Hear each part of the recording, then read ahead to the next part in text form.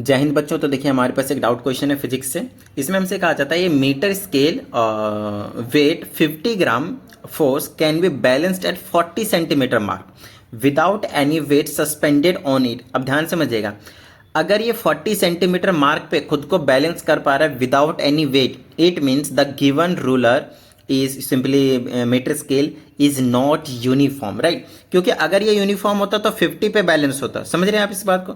लेकिन अगर ये 40 पे बैलेंस हो पा रहा है, चीज़ों को समझिए, ये कितने पे बैलेंस हो पा रहा है, 40 पे बैलेंस हो पा रहा है। और इस पे जो वेट कितना है आपके पास, 50 ग्राम फोर्स है।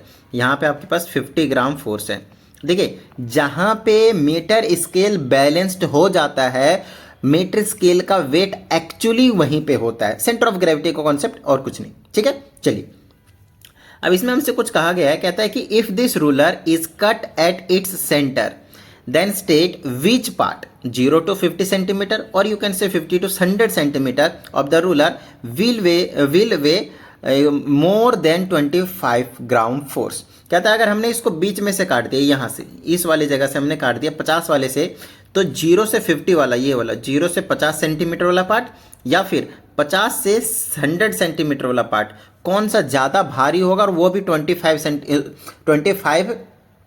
ग्राम फोर्स से भी ज़्यादा भारी होना चाहिए। आई बात समझ में? तो आपको साफ साफ दिख रहा है, अगर 50 से मैंने यहाँ पे कट कर दिया, यहाँ पे 50 से कट कर दिया, तो इस साइड तो ऑलरेडी एक वेट है जो कि 50 ग्राम फोर्स है। समझ रहे हैं इस बात को?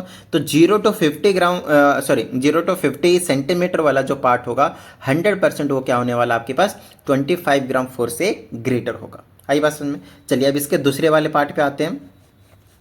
दूसरे पार्ट में हमसे इसमें कहा गया है कि what minimum weight placed on the metre on this metre ruler can balance this ruler where when it is pivoted at its centre. अब क्या था, अगर हमने इसको सेंटर पे पाइवट कर दिया, यहाँ पे अगर बैलेंस करने की कोशिश कर रहे हैं, तो आप मुझे बस इतनी सी बात बताइए, अगर आप यहाँ से बैलेंस करेंगे तो इस बात की मैं गारंटी देता हूँ, क्योंकि इधर वाले पार्ट का वेट ज़्यादा हो चुका है, तो ये 100% इस वाले डायरेक्शन में, एंटी क्लॉकवाइज डायरेक्शन में ये मूव कर जाएगा। आई इतनी बात समझ में? तो हम चाहते हैं कि कितना वेट रखें, and of course we have to put on right hand side. आई बात समझ में? Right hand side. तो कोई ऐसा कुछ वो नहीं बता रखा है, तो आप क्या करेंगे, बिल्कुल एंड पे 100 पे रख देंगे। आई बात समझ में? अब ध्यान समझिएगा, 50 पे हम बैलेंस कर रहे हैं, मतलब फलक्रम यहाँ पे हो गया। 40 पे आपके पास 50 ग्राम फोर्स ऑलरेडी रखा हुआ है आपके पास, और यहाँ से यहाँ तक 100 पे हम क्या करेंगे, कुछ ना कुछ वेट रख देने वाले हैं। तो ये हमने कितना वेट रखा है, बस वही चीज़ आपके पास निकालना है। तो क्लॉकवाइज और एंटी क्लॉकवाइज का जो कॉन्सेप्ट रहता है वही हम यहाँ पे यूज़ करने वाले हैं। That's principle of moments basically. तो एंटी क्लॉकवाइज मूवमेंट यहाँ पे लिख देता हूँ, anti clockwise movement will be equal to clockwise movement. आई बात समझ में? Will be equal to clockwise movement. बताओ भाई, किसी भी तरह की कोई प्रॉब्लम? यहाँ तक डन है, ठीक है। चलो भाई अब यहाँ पे हम सॉल्व कर देते हैं इसको, और कुछ नहीं, सिर्फ इतनी सी बात है हमारे लिए। यहाँ पे सॉल्व करना बहुत ज़्यादा आसान है। अब देखो, अगर आप बात करते हैं कि यहाँ पे बैलेंस हो रहा है, तो लेफ्ट हैंड साइड वेट कितना है, 50 है, ठीक है ना।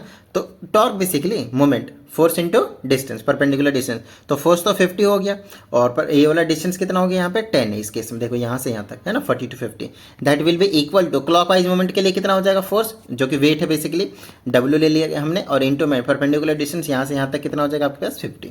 तो यहाँ से हमने क्योंकि वेट निकाला, 50 से 50 कैंसिल कर सकते हैं, सो वेट विल बी 10, और क्योंकि यूनिट आपके पास ग्राम फोर्स में यहाँ पे गिवन था, तो ग्राम फोर्स में आप यहाँ पे कंसिडरेशन लेने वाले हो। बताओ भाई, किसी भी तरह की कोई दिक्कत? तो अगर कोई दिक्कत आती है तो फटाफट 7428525669 पे आप भेज दीजिए फटाफट। आप लोगों को प्रॉपर वीडियो सॉल्यूशन जो है वो क्वेश्चन का मिल जाएगा, ठीक है। चलिए मिलता है अगली वीडियो, प्रैक्टिस करते रहिएगा। जय हिंद।